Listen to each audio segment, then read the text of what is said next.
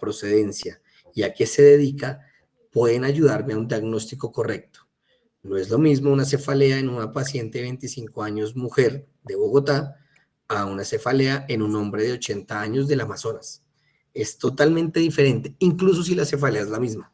No es igual. Sin embargo, hay datos de identificación que en su mayoría no son tan relevantes. Si bien hay alguna que otra patología neurológica que podría tener cierta incidencia mayor en algunas personas de cierta religión o de cierto origen, por ejemplo, esclerosis múltiple en gente que venga de Finlandia, Suecia y demás, así vivan acá, pues no son tan relevantes, igual que el seguro médico, el RH, es decir, las enfermedades neurológicas, si bien tienen ciertos factores de riesgos socioeconómicos, por ejemplo, pues necesariamente saber qué seguro tienen no va a ser tan relevante y nos va a ayudar a tomar decisiones. Así que no pueden faltar estas 4. Todos los pacientes neurológicos de ahora en adelante, sí o sí, usted tiene que saber esas 4 cosas. ¿Listo? Y cuando llegue a séptimo semestre, yo le pregunte, ¿a qué se dedica el paciente? Debes saberlo porque son 4 obligatorias. Si sabes el resto, perfecto, pero 4 obligatorias. Los datos son fundamentales para el enfoque clínico. ¿Por qué? Porque en neurología los detalles son importantes, especialmente en el área a la que yo me dedico, que es neuroinfecto. Muchas veces el diagnóstico está en volver atrás y preguntar a qué se dedicaba el paciente, qué hacían sus ratos libres, a dónde iba, si acudía a aguas estancadas, si acudía a bosques, si ha tenido contacto con animales silvestres, cosas que uno a veces ni siquiera pregunta y pasa por alto. No todos los datos son relevantes, pero sí es muy importante hacer un enfoque adecuado, sobre todo ya que el tiempo es limitado. ¿Cuáles son los motivos de consulta más frecuentes? Son estos 5. Cefalea, vértigo, debilidad, convulsión y alteración de conciencia. Quiere decir que a ustedes, doctores, los pacientes en su consulta, cuando se gradúen, esto es lo que les van a preguntar. Doctor, vengo porque me duele la cabeza. Vengo porque tengo inestabilidad o me dan vueltas las cosas. Vengo porque no puedo mover una parte del cuerpo o siento débil todo el cuerpo. Vengo porque tengo ataques, pérdida de conocimiento. ¿Listo? Es muy importante que si bien hay muchos otros motivos de consulta a los cuales ustedes se podrían llegar a enfrentar, estos los tienen que manejar muy, muy bien. En el motivo de consulta, primero hay que definirlo. Hay pacientes que llegan con múltiples motivos de consulta y con muchas cosas que ni siquiera tienen que ver con neurología. Por tanto, es muy, muy importante definir cuál es el motivo, realmente por qué viene. Yo me sorprendo muchas veces que hay pacientes que no tienen ni idea a qué lo mandaron al neurólogo. ¿Sí? Me dice, señor, cuénteme por qué lo mandaron conmigo. No, no sé. No sé. Me mandaron solamente. ¿Sí? Y toca entrar a explorar qué síntomas podría tener y cuáles síntomas pensó el colega que de pronto meritaban la valoración por neurología. ¿Sí? Llevando la sorpresa que a veces se equivocaron y era neumología o urología, que es peor. ¿Listo? Si se identifican varios motivos, porque pueden haberlos, es mejor desglosarlos. Incluso a veces es mejor dejar algunos para otra consulta, dejarlos consignados en la historia y decir, mire, señor, usted viene por 4 motivos neurológicos. Usted tiene dolor de cabeza, aparte tiene epilepsia, aparte tiene vértigo y aparte de eso tiene pérdida de memoria. ¿Qué le parece si nos enfocamos en los 2 primeros, los vamos solucionando, vamos evaluando y luego nos enfocamos en los otros? A veces es mejor así que intentar hacerlo todo al tiempo o que la respuesta sea, ay, hágase una resonancia y miramos. ¿Listo? Siempre hay que evaluar si la condición es imprescindible, es decir, si es algo que puede complicar la vida del paciente. En neurología, los códigos ACV, los estatus, las meningitis son mortales. Cuando ustedes evalúen un motivo de consulta, hay 2 cosas fundamentales y son la temporalidad y las banderas rojas. Esas son las herramientas principales en la anamnesis. Aquí les dejé otros motivos de consulta que pueden llegar a tener, que no son los más frecuentes. Entonces, cuando ustedes entran a hacer la anamnesis, viene el motivo de consulta y ustedes empiezan con la enfermedad actual, se van a encontrar que la temporalidad les va a ayudar muchísimo. Cuando ustedes preguntan cuándo empezó, cómo evolucionó, si ha mejorado, si ha empeorado, si es progresivo, si es intermitente, ahí está la gran mayoría de veces el diagnóstico. El problema es que no lo hacemos bien, incluso gente con más experiencia a veces no lo hace bien y no podemos encasillar al paciente en un síndrome. Es por eso que esas cosas que les enseñan a ustedes en otros sistemas, en otros órganos, como la intensidad, la localización, la irradiación, los desencadenantes, con qué mejora, con qué empeora, sí son importantes, pero muchas veces no son los que van a definir la patología del paciente. Y los segundos son las banderas rojas. Hay ciertas cosas que cuando uno le pregunta a un paciente, pregunta cosas muy específicas que le dicen a uno, cuidado, porque esto puede que no sea una simple migraña, puede que esto no sea un cuadro benigno, sino que sea algo mucho más grave. Es por eso que cuando uno habla de temporalidad, doctores, se va a encontrar con que solo hay 10 formas fisiopatológicamente de enfermarse.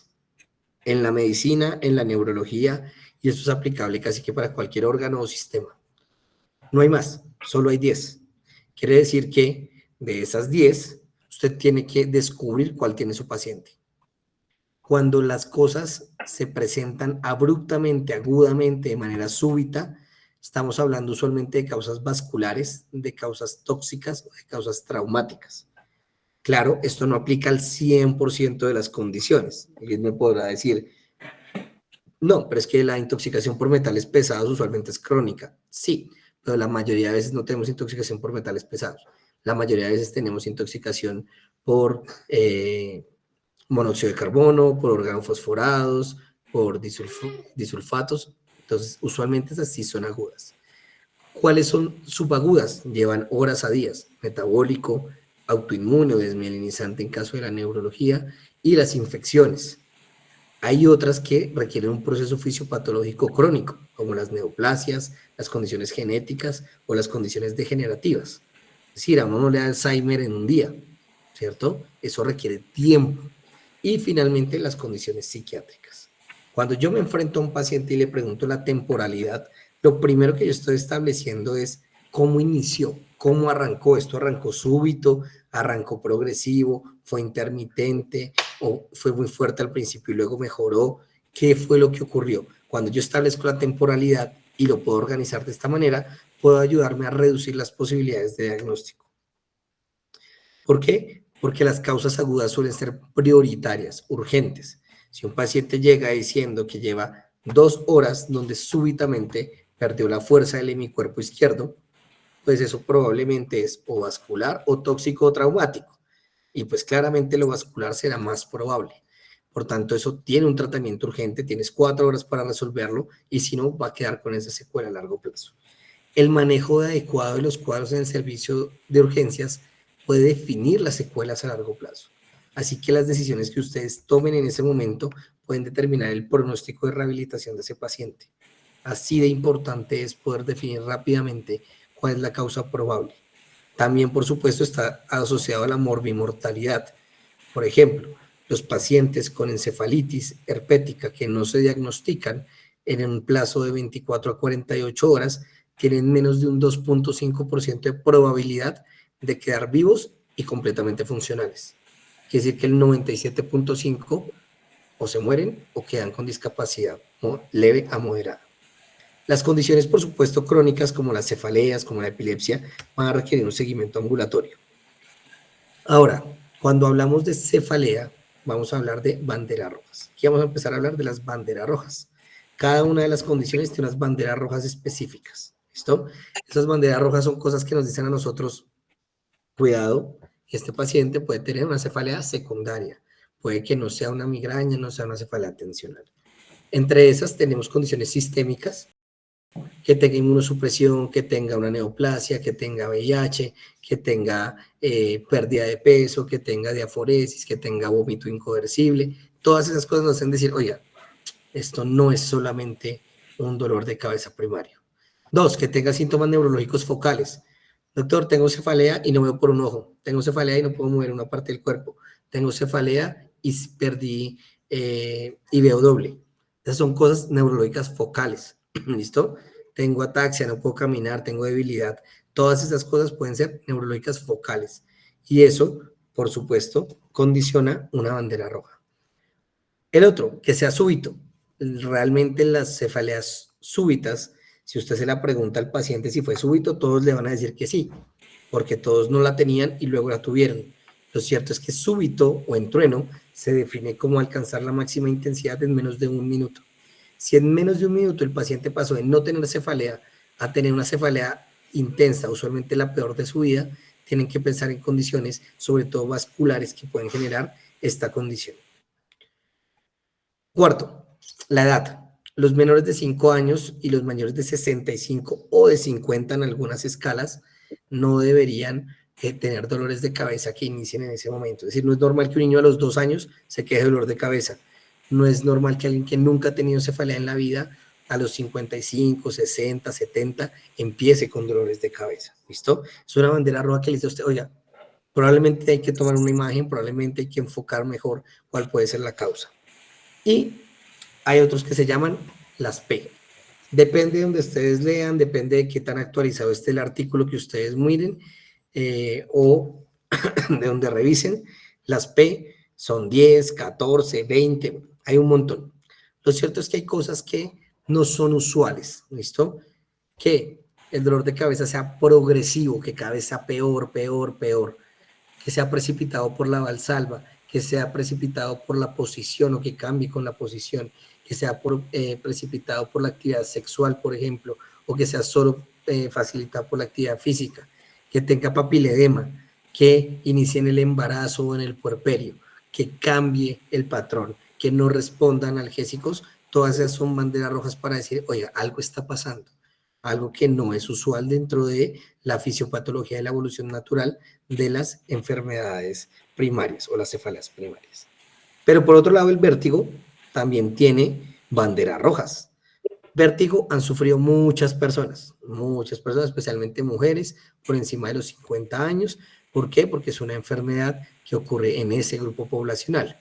Usualmente, ¿qué sugiere? Una sensación rotacional del entorno que puede durar minutos, segundos, horas, días. Hay banderas rojas que le dicen a usted, venga, esto probablemente es central. El más importante, grandísimo, el que la evidencia claramente respalda es, ahí sí, signos cerebelosos o síntomas cerebelosos. Es que el paciente tiene vértigo y tiene disartria, el paciente tiene vértigo y está táxico, el paciente tiene vértigo y está dismétrico. Eso te dice, esto es central. 2, que no tenga síntomas otológicos, no tiene dolor de oído, no tiene tinnitus, no tiene hipoacusia, no tiene nada de eso. 3, que sea persistente. Lo usual del vértigo periférico es que inicie, dure unos segundos a minutos, especialmente con el movimiento de la cabeza o al cambiar de posición, y se quite. Pero cuando es persistente, lleva 3 días o 12 horas con vértigo seguidas, no mejora, claramente puede ser un infarto cerebeloso. Que tenga otros síntomas neurológicos, por supuesto, ¿no? Es que aparte de que tiene el vértigo, tiene una parálisis facial central, ¿listo? Que no tenga desencadenantes y que sea súbito. Por otro lado, estas 3 condiciones, como las convulsiones, la alteración de conciencia y la debilidad, suelen ser condiciones que de entrada o son banderas rojas por sí mismo, como la convulsión. En general, si alguien convulsiona es algo alarmante, o como la debilidad puede ser algo muy vago, muy difícil de caracterizar y va a requerir ciertas cosas como si el paciente tiene debilidad solo en los miembros inferiores o en los 4 miembros o unilateral. También las banderas rojas se aplican a algunas enfermedades. De hecho, cuando uno habla de enfermedad de Parkinson idiopática, hay un grupo muy similar de condiciones que se llaman parkinsonismos. ¿Cómo las diferencia uno? Con banderas rojas. Una enfermedad de Parkinson que tempranamente tiene caídas, eso no es usual. Que tempranamente haga demencia, no es usual. Que tempranamente haga disfagia, no es usual. Que tenga incontinencia y desmayos tempranos, no es usual. Hay que pensar que ya no es una enfermedad de Parkinson idiopática, sino un Parkinson Plus. Entonces, hay que tener en cuenta que la descripción de los síntomas puede ser difícil para algunos pacientes. Pasa sobre todo con el vértigo, con el dolor. Algunos dicen, no, no me duele, solo es como un peso. Otros creen que el vértigo es igual a la inestabilidad. Así que entre más puedan ustedes dilucidar cuál es el síntoma real, qué es lo que el paciente siente, van a poder enfocarlo más fácilmente. Así, precisar la forma, la intensidad o localización de un síntoma, pues no siempre es lo que necesitamos. A veces necesitamos saber hace cuánto empezó, cómo ha progresado y cuáles son las banderas rojas. Siempre use un lenguaje claro, preciso y pídale al paciente que haga lo mismo.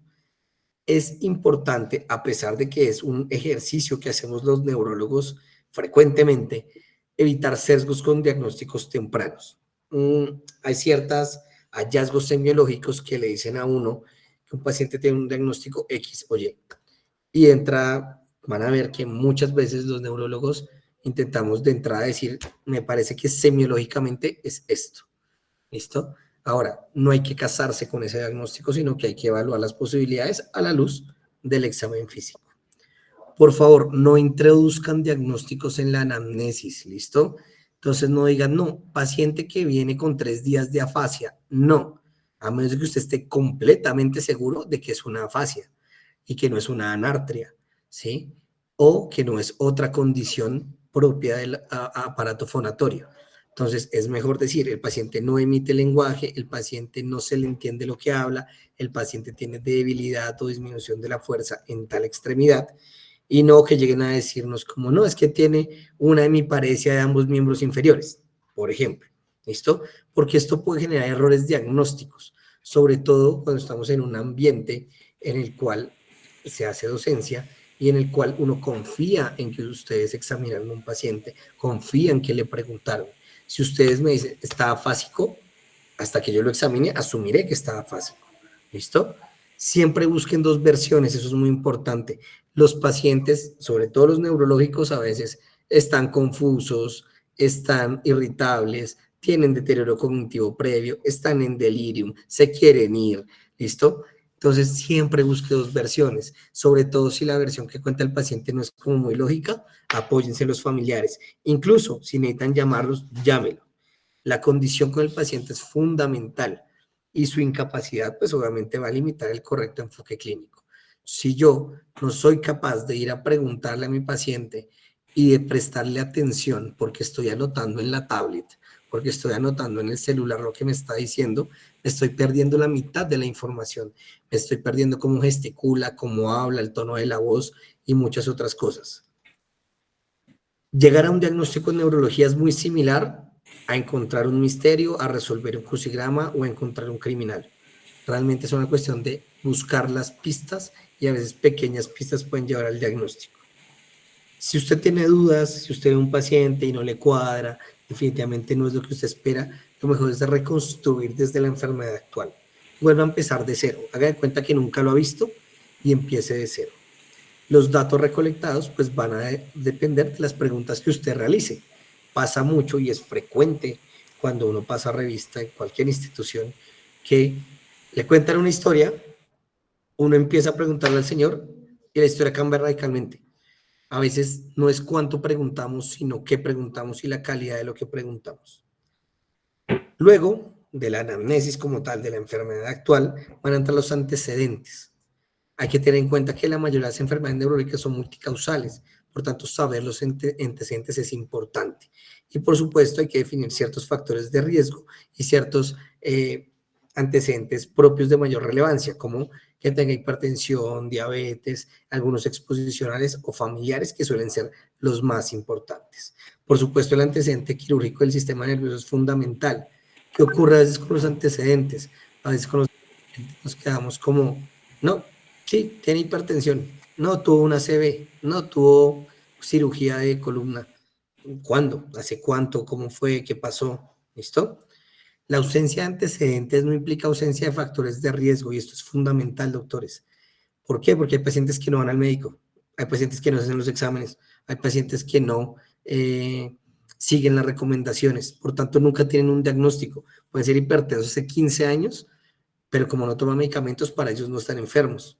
Entonces, hay que determinar bien cuáles son los antecedentes. Ahora, hay que determinar si una enfermedad es crónica o es solo un antecedente de algo que pasó puntualmente en algún momento. ¿Listo? Y siempre es bueno reconsiderar diagnósticos a la luz de nueva información. No es que nos enteramos que el señor venía viajando, era de Venezuela y no sé qué. Ah, ok. ¿Cómo nos cambia eso la posibilidad diagnóstica que tenemos? Tanto los pacientes como los profesionales suelen asumir diagnósticos, solemos asumir diagnósticos, ¿sí?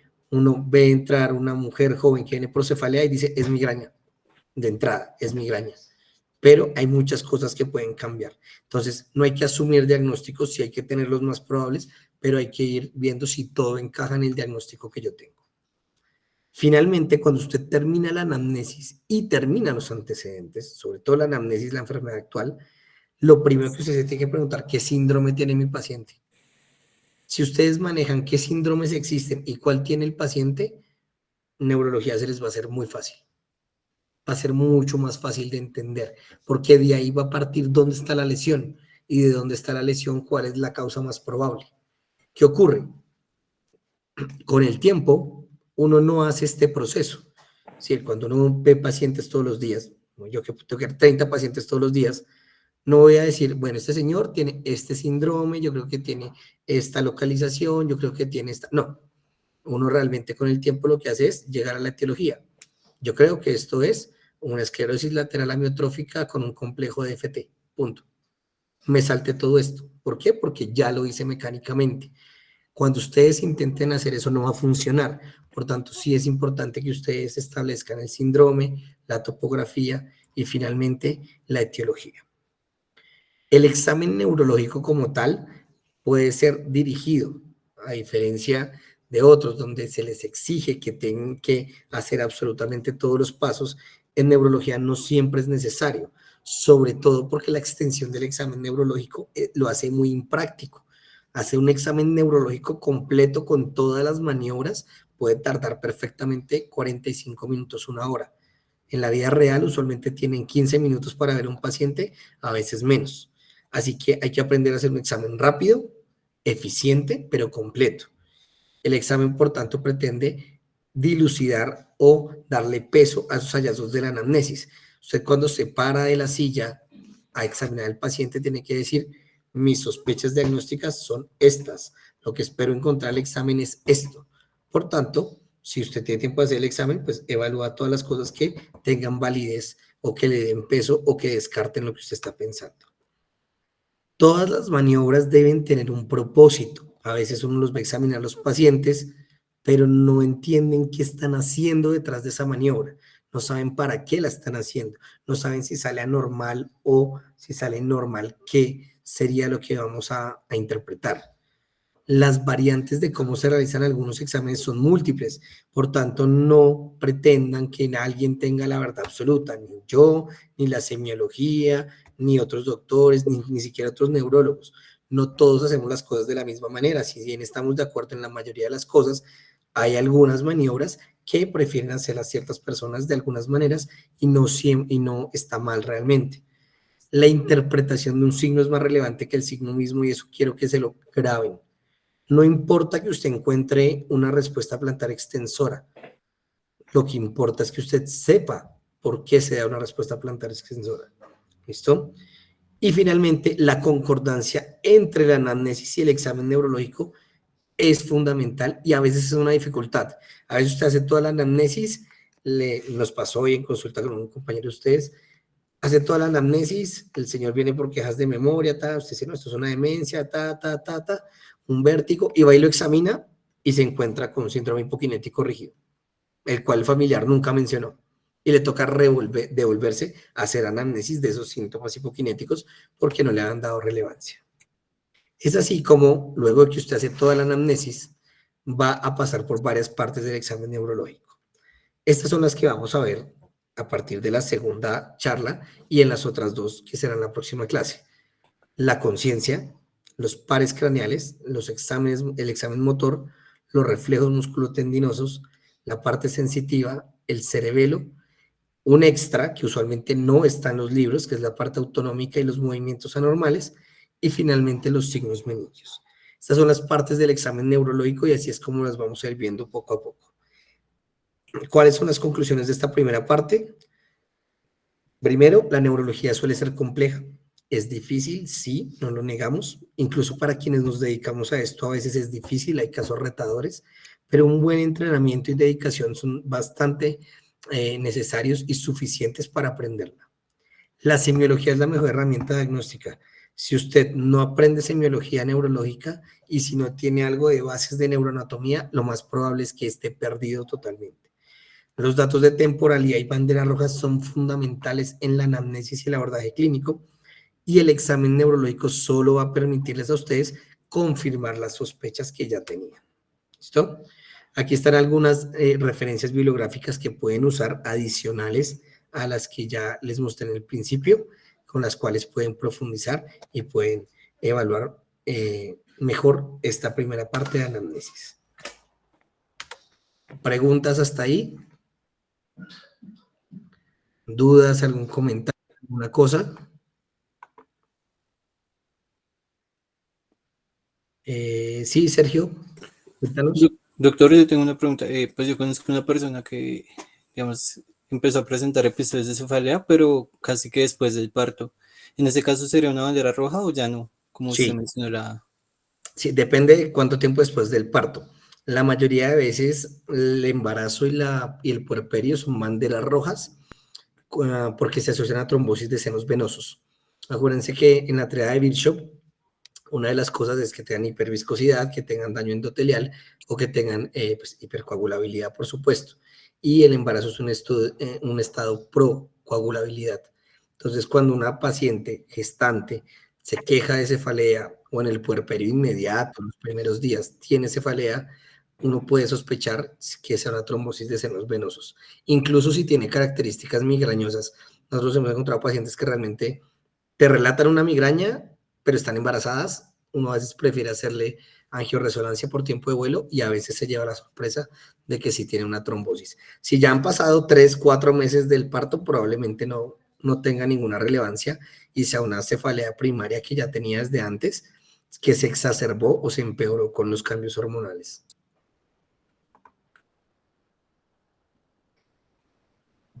Preguntan por acá una cuestión técnica, Catalina. ¿El quiz de los talleres es abierto o cerrado? Es cerrado, es opción múltiple por Google Forms. Usualmente cuando llegamos a la clase, yo le remito a los coordinadores, les remito ahí el link y es simplemente algunas son de opción múltiple, única respuesta, otras son opción múltiple, múltiple respuesta. No hay preguntas abiertas. ¿Listo? Si no hay más preguntas, haremos la revisión de la segunda parte y los dejo en paz por hoy. ¿Listo? Entonces, esperen un segundo que no he compartido.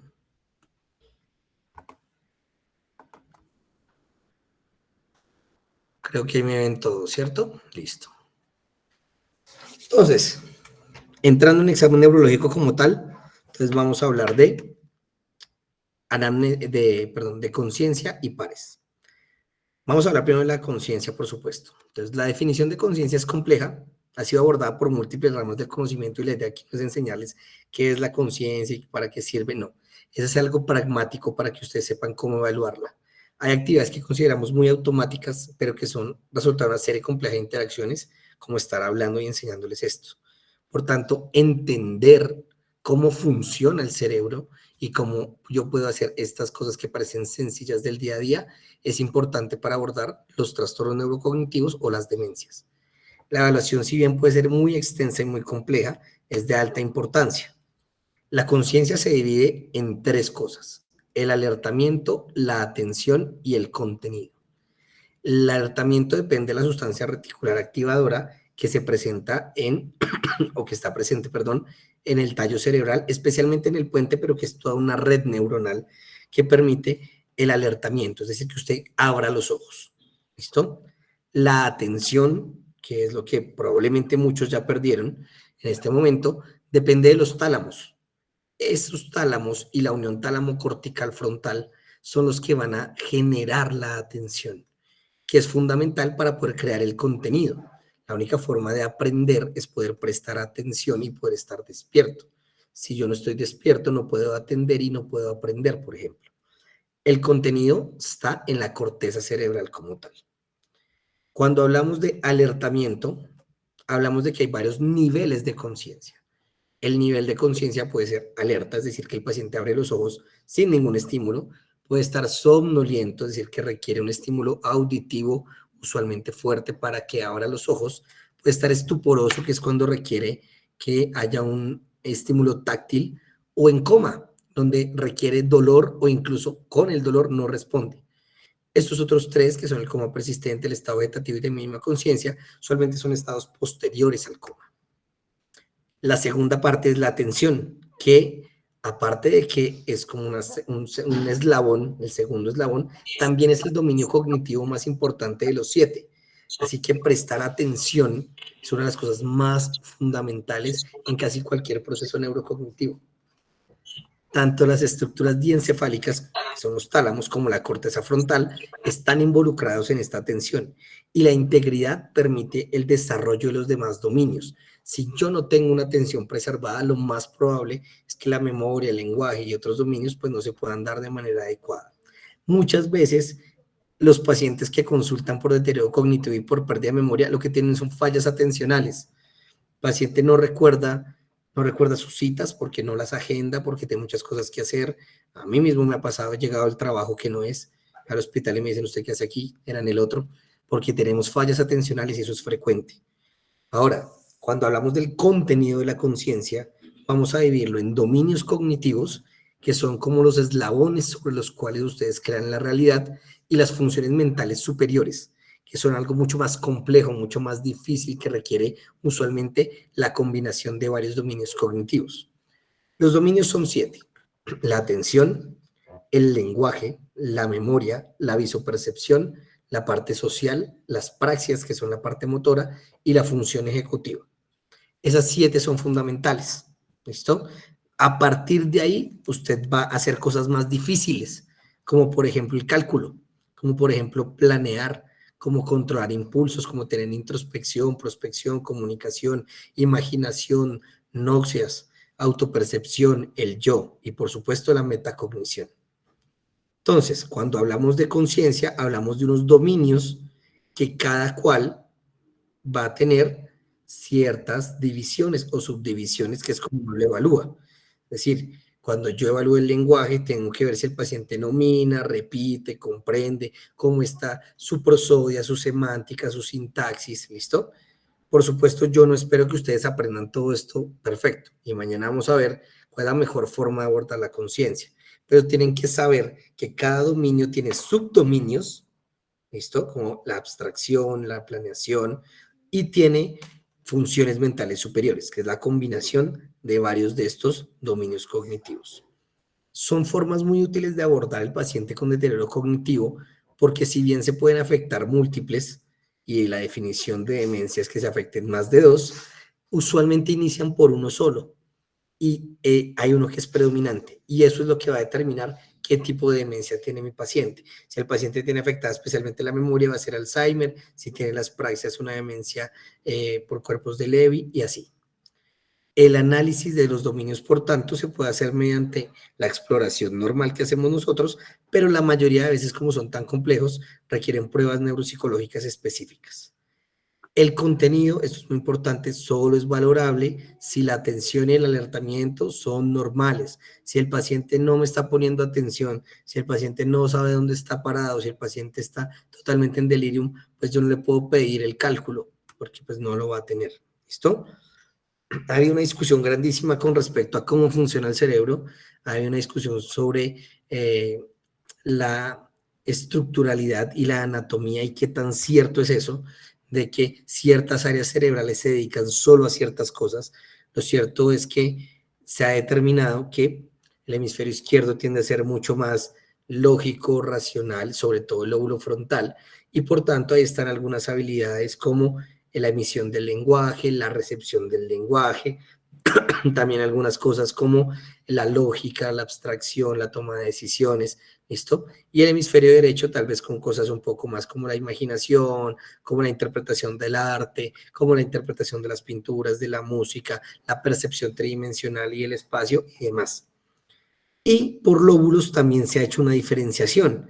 Es así como de esto que decía derecho-izquierdo, pasamos a, oiga, cada lóbulo hace cosas importantes. Por ejemplo, el lóbulo occipital se encarga de la visión, por supuesto; el lóbulo temporal se encarga de la audición, de la memoria, del olfato también; el lóbulo parietal tiene muchísimas funciones y el lóbulo frontal tiene funciones como toma de decisiones, como inhibición de algunos impulsos, como la planificación, como la estructuración del habla, etc.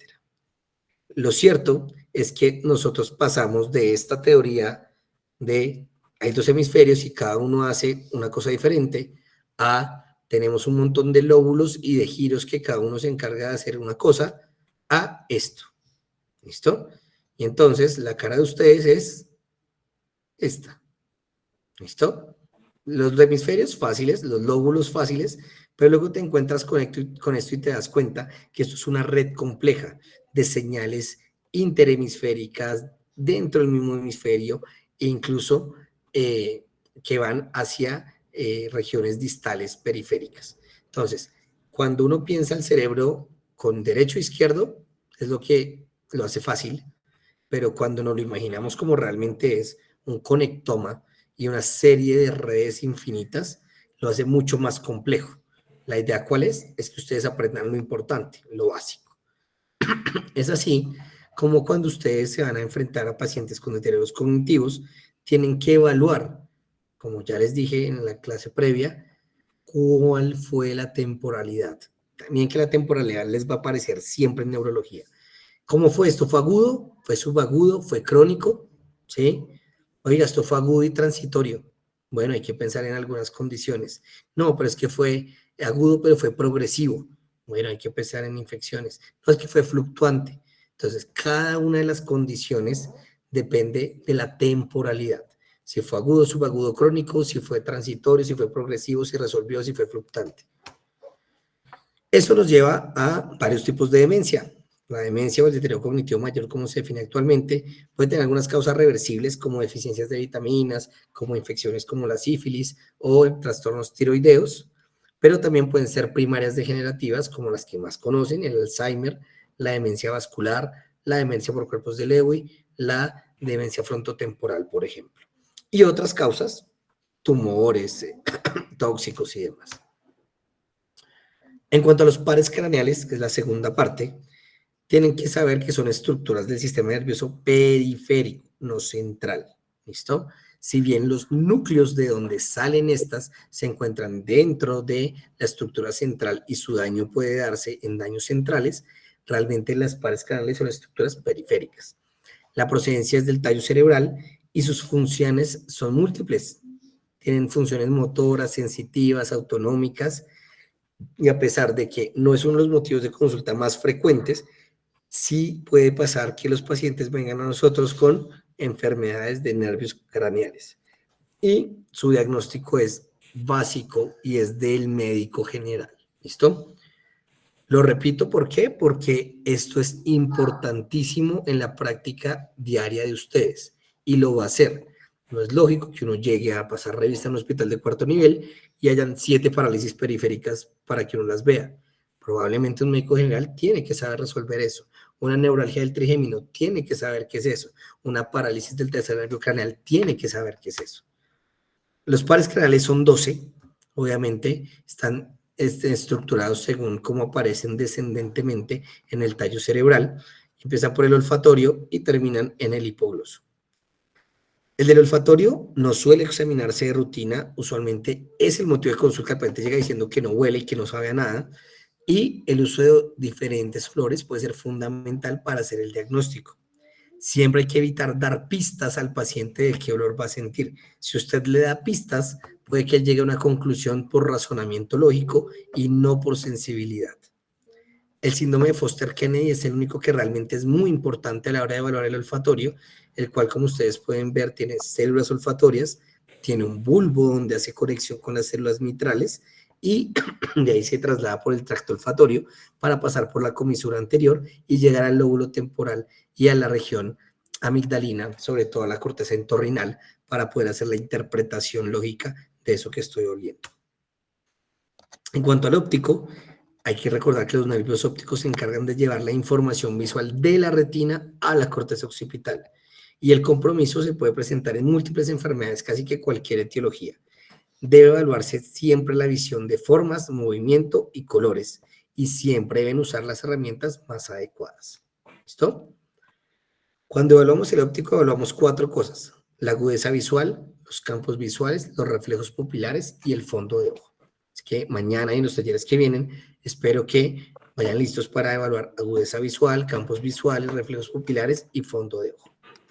La agudeza visual puede verse por enfermedades propias del ojo, no necesariamente neurológicas, y algunas pueden afectar tanto el globo ocular como el nervio óptico.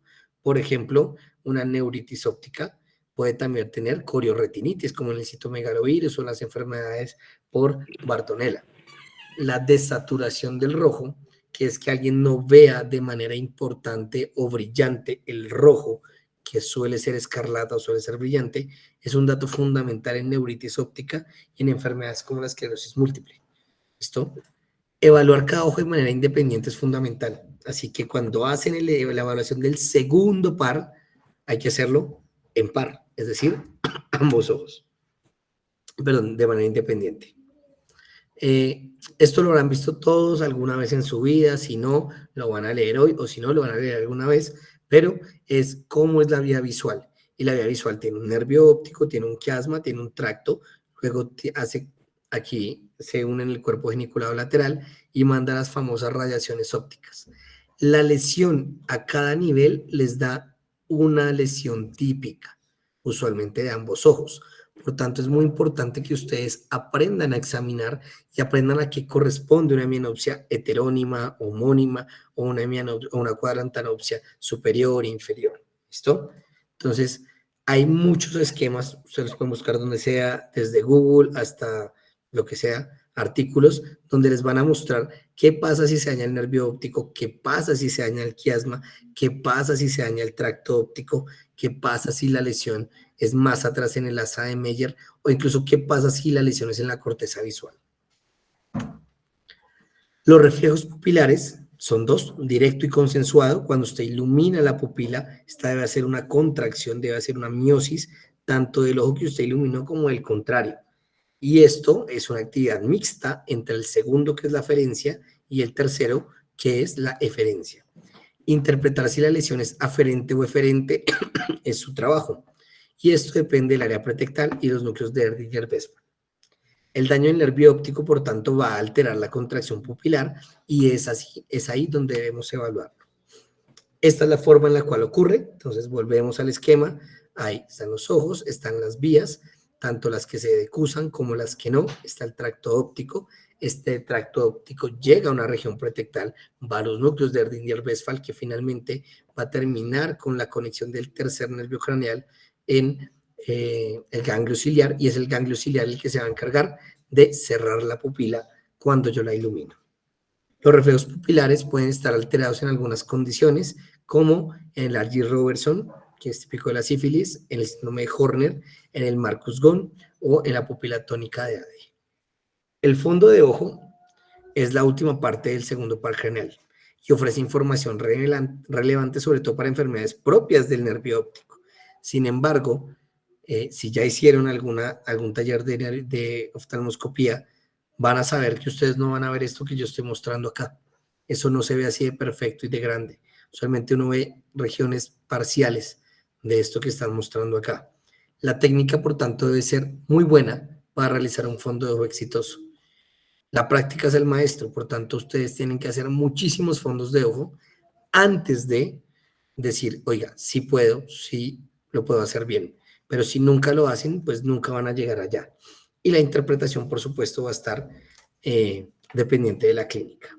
¿Qué se van a encontrar? Se van a encontrar esto, que es la papila del nervio óptico, es decir, la cabeza del nervio óptico, y por ahí van a ver que emergen, especialmente las arterias, y van a ingresar las venas. Entonces, están las arterias temporales superior, inferior, la vena temporal inferior, la vena temporal superior, y esto es lo que ustedes van a ver, cómo está la excavación fisiológica, cómo están las arterias, si están brillantes, si no, si hay oclusiones, eso es lo que necesitan ver, y si hay inflamación de la papila. Por supuesto, hay que hacer un examen directo o indirecto. Lo que nosotros tenemos es un oftalmoscopio indirecto. El directo es el que usan los oftalmólogos específicamente. Los oculomotores son 3. De esos 3, se van a encargar de mover los ojos en todas las direcciones, teniendo en cuenta que para hacer mirada conjugada sí se requieren elementos usualmente del tallo como el fascículo longitudinal medial. El tercero, entonces, se va a encargar de llevar el ojo hacia adentro, es decir, hacia nasal, hacia abajo, hacia arriba, y se va a encargar del elevador del párpado. Por tanto, si se daña el tercer nervio craneal, lo que vamos a tener es una ptosis y el paciente va a tener el ojo desviado usualmente hacia afuera. Mientras que con la lesión del cuarto par craneal, lo que se daña es la mirada patética, es decir, la mirada nasal inferior. Por tanto, lo que vamos a encontrar es que el ojo va a ir hacia arriba. Y en el daño del en el sexto nervio craneal, lo que se daña es el recto lateral, que es el inervado por este nervio, y por tanto lo que va a hacer el ojo es ir hacia adentro. Cuando usted ve a un paciente, lo ve y ni siquiera le ha preguntado por qué vino, y usted se encuentra esto o esto, usted ya sabe que lo más probable es que sea una enfermedad de los nervios oculomotores. La neurología es fácil. Esto es solo de prestar atención a los detalles. El compromiso único de oculomotores debe hacer pensar en un origen vascular. Si alguien tiene un tercero solito, un sexto solito, lo más probable es que eso sea vascular. Si bien pueden haber ciertas causas infecciosas como la tuberculosis o hipertensión endocrina que pueden ser tenidas en cuenta, la mayoría de veces afectan varios nervios al mismo tiempo. El fascículo longitudinal medial y otros tractos, como son los núcleos de Ramón y Cajal, como son los colículos superiores, como son el área pretectal, están comprometidos en la mirada vertical y horizontal conjugada. Entonces es muy importante que ustedes sepan si el daño es solo del nervio o es la mirada completamente que está comprometida. En dado caso, por supuesto, hay que excluir que el problema esté en el tallo. El quinto nervio, que es el trigémino, usualmente es un nervio sensitivo, aunque tiene otras funciones que ya vamos a ver, pero la parte sensitiva es la más relevante, dividiéndose en tres zonas: la zona oftálmica, la zona maxilar y la zona mandibular.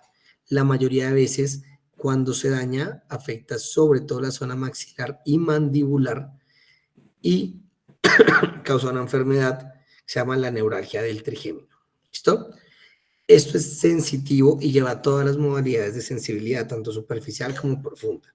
Tiene 4 núcleos: el núcleo mesencefálico, el núcleo motor trigeminal, el núcleo sensorio principal y el núcleo espinal trigeminal. Este núcleo motor es fundamental para la masticación. ¿Listo? Entonces, si bien su función principal es la sensitiva, también puede haber evaluación de la parte motora mediante evaluar los músculos de la masticación. La neuralgia del trigémino es un tipo de dolor craneofacial que es de manejo prioritario, que es de manejo del médico general y que requiere un diagnóstico. Usualmente se asocia a enfermedades como esclerosis múltiple de paso y puede generar dolor tipo corrientazo. El paciente refiere que cuando muerde, que cuando come, que cuando hace alguna fuerza o incluso cuando se toca la cara, tiene una sensación de corrientazo que va por toda la distribución del nervio, sea B2, B3 o B1, y que generalmente son lancetazos que duran segundos y luego desaparecen. Es una enfermedad relativamente común que ustedes tienen que tener en cuenta. El nervio facial, por otro lado, es motor, no sensitivo, aunque tiene otras funciones especialmente sensoriales y también de salivación.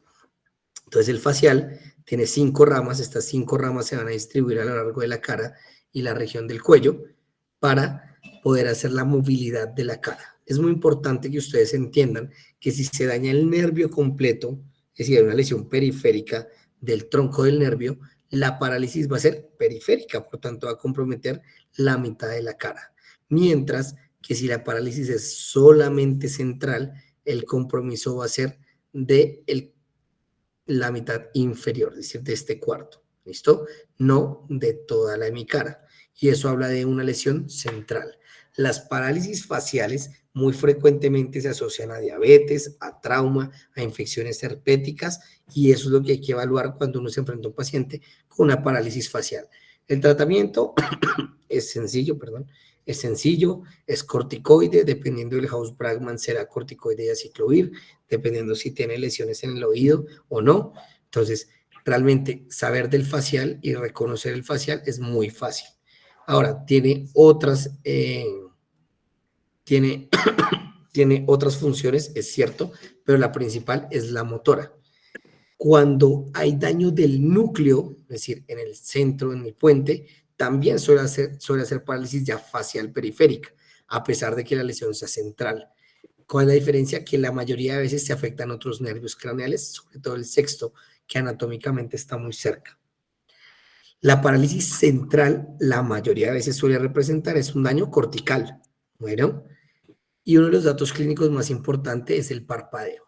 Usted tiene que ver que el parpadeo es asimétrico. La mayoría de veces no es voluntario. Al no ser voluntario, que haya una asimetría en el cierre palpebral, te habla de que hay un problema del mismo. La parálisis de Bell es una de las condiciones más frecuentes para el médico general en la neurología y tiene esto que se llama el signo de Bell, que es que cuando uno cierra los ojos, en general los ojos van hacia arriba, pero como el cierre del párpado no es completo, entonces queda visible la esclera y la conjuntiva. El séptimo también tiene funciones autonómicas, ¿listo? Sobre todo secreción de glándulas salivales y del gusto del tercio o los 2 tercios anteriores de la lengua. El octavo es el vestíbulo coclear. Como su nombre lo indica, vamos a evaluar 2 cosas, audición y equilibrio. En la audición vamos a evaluar las pruebas de Rine y Weber. ¿Listo?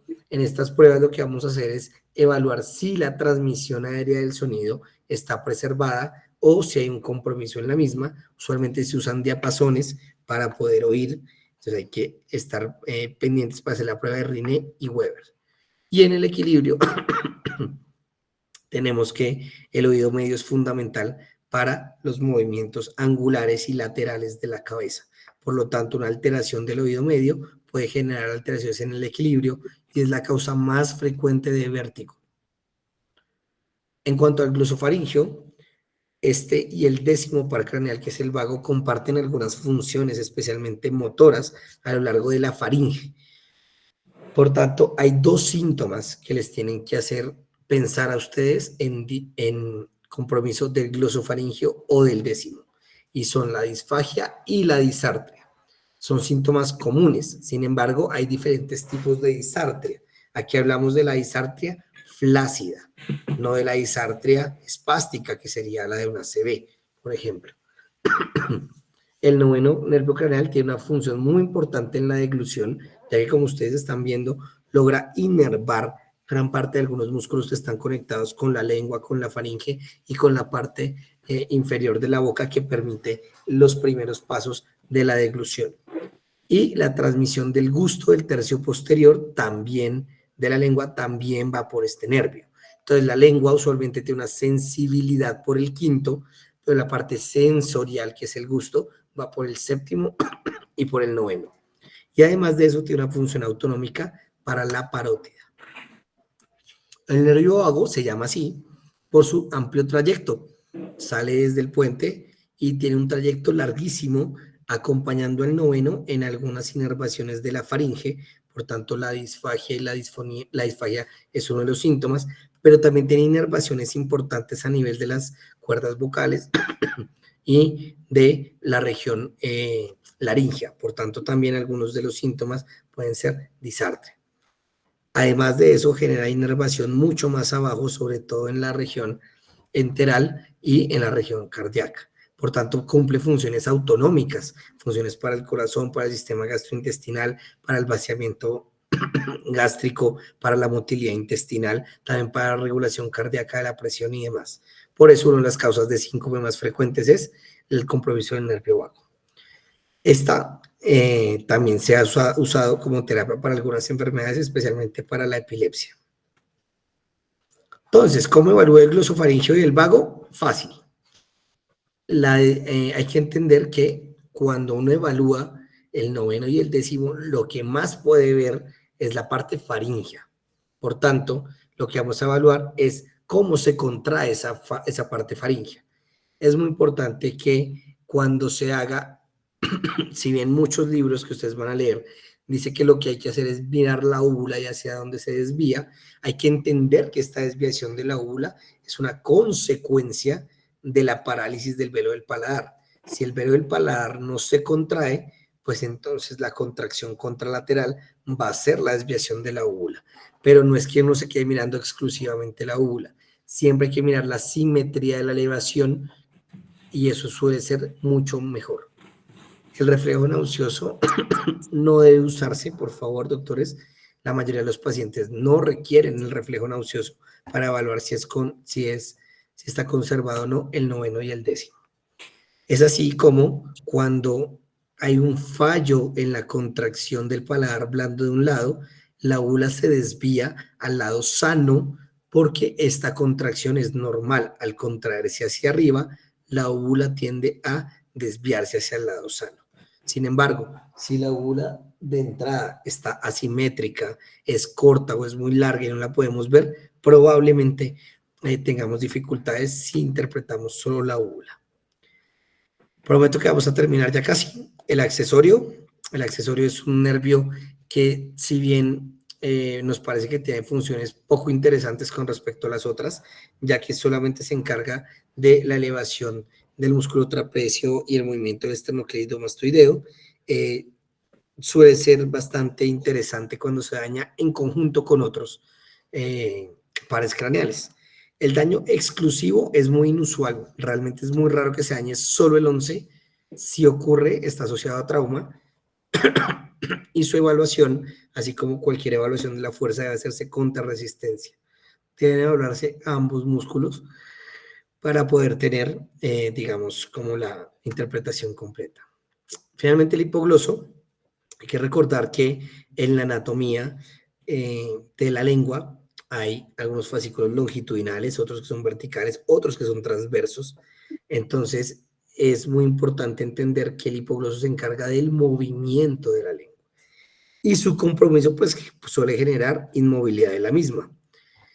Uno de los datos más importantes cuando uno evalúa el hipogloso es la presencia o no de fasciculaciones, que son movimientos rápidos de la lengua involuntarios en reposo que usualmente se presentan cuando el paciente tiene esclerosis lateral. Igualmente la atrofia. ¿Qué pasa cuando se daña? Pues se desvía. Cuando hay un daño en la lengua, usualmente hay un desvío hacia el lado enfermo. ¿Por qué? Porque el daño del hipogloso, como estamos hablando de músculos, genera atrofia del músculo. Y con suficiente atrofia, la lengua se va a desviar hacia el lado donde está atrófico, donde no tiene suficiente músculo para poder hacer el movimiento.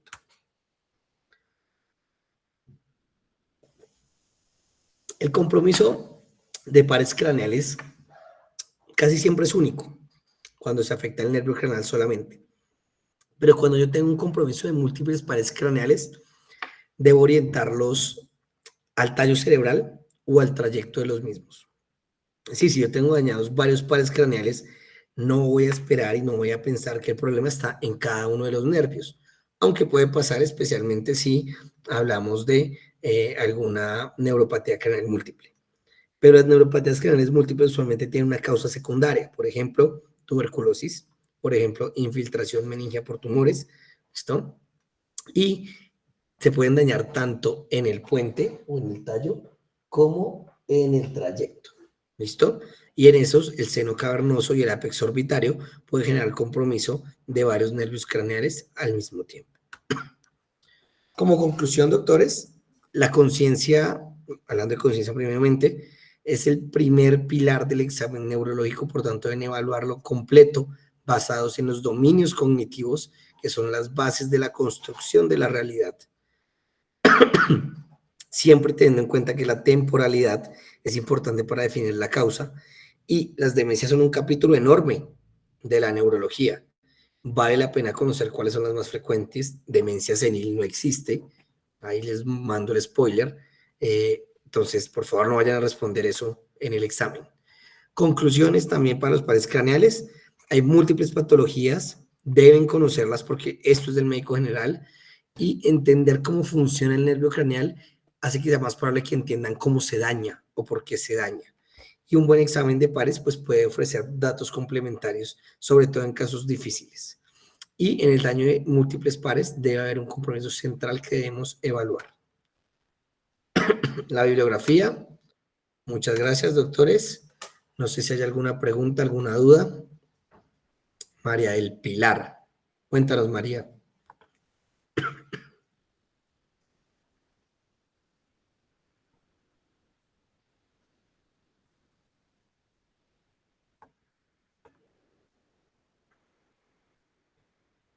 Creo que bajó la mano María del Pilar. ¿Alguno tiene alguna pregunta, alguna duda, doctores?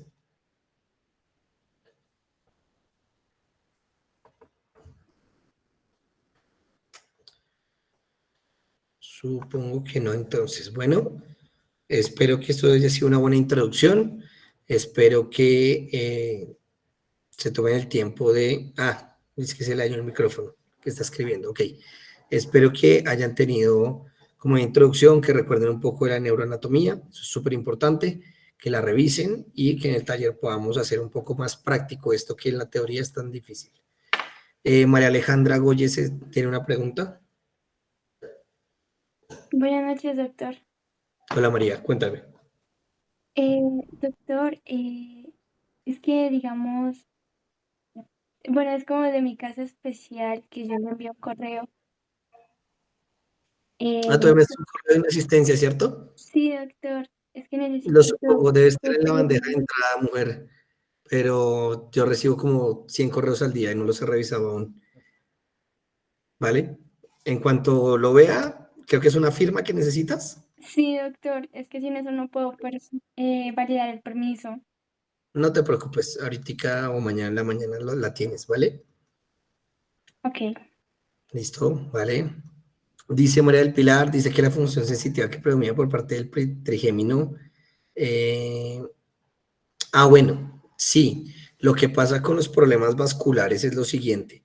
La mayoría de veces la neuralgia del trigémino, en un porcentaje importante, se asocia con asas vasculares. ¿Qué son las asas vasculares?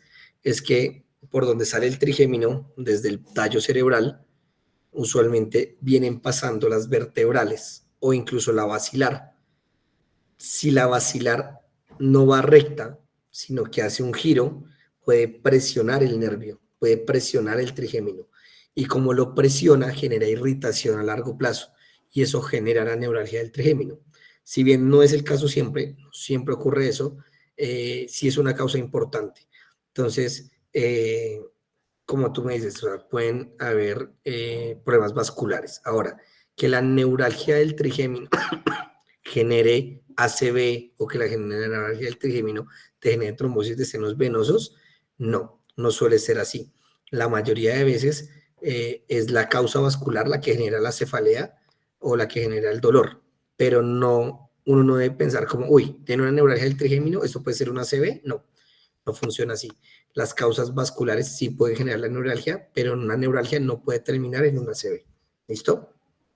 A menos de que sea una condición diferente. Si yo puedo tener neuralgia del trigémino porque tengo una infección por herpes zóster y luego hacer una CB por la vasculitis propia del zóster, pero es diferente. Tenemos otra pregunta. ¿En cuál de las parálisis central periférica se compromete el parpadeo? En la periférica. En la periférica. ¿Listo? Si usted ve que el parpadeo está comprometido, eso es periférico. ¿Listo? Si el coordinador de urgencias le diga que no, es periférico. ¿Listo? No necesita un neurólogo para eso. Listo. Si no tenemos más preguntas, creo que no, pues irán surgiendo cuando lean el tema. Realmente les aconsejo que le peguen una leída en cualquier momento, no es algo tan complicado, pero si llegan con dudas es mucho mejor a que llegan, así llegan en blanco, ¿listo? Entonces que pasen buena noche, pues, tarde ya. Entonces muchas gracias por asistir. Realmente los felicito porque no todos los semestres son así de comprometidos, así que estén a esta hora en un taller. La verdad, muchísimas gracias y muchísimas felicitaciones. Nos vemos mañana. Espero que les vaya bien en el quiz. Chao, muchachos. Que descansen. Gracias, doctor. Buenas noches.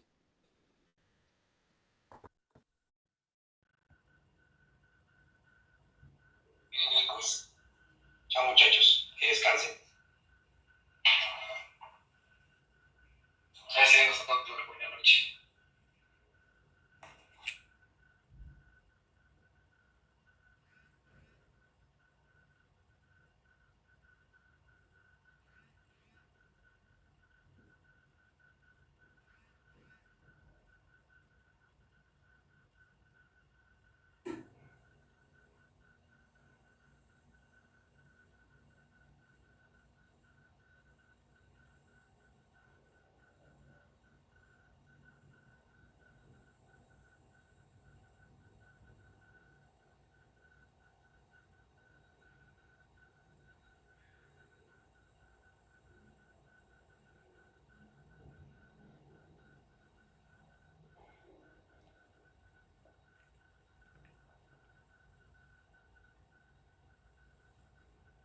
Doctora Patricia, muy buenas noches. Espero que se encuentre muy bien. Me disculpará la hora. Acabamos de tener